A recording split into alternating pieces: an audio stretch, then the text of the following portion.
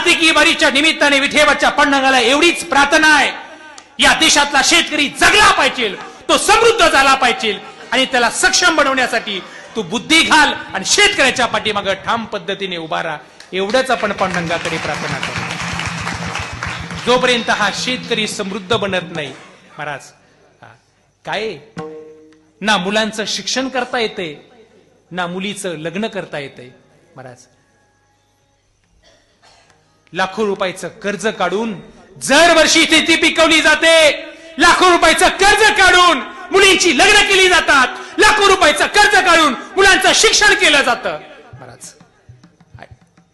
एवढी सगळी संकट सहन करत तो आज जगतोय महाराज. काय फक्त शेतकरी टिकला पाहिजे, शेतकरी जगला पाहिजे महाराज. तो जगला तर हा देश टिकेल आणि हा देश जगेल महाराज. तेवढीच पांडुरंगाकडे आपण प्रार्थना करू.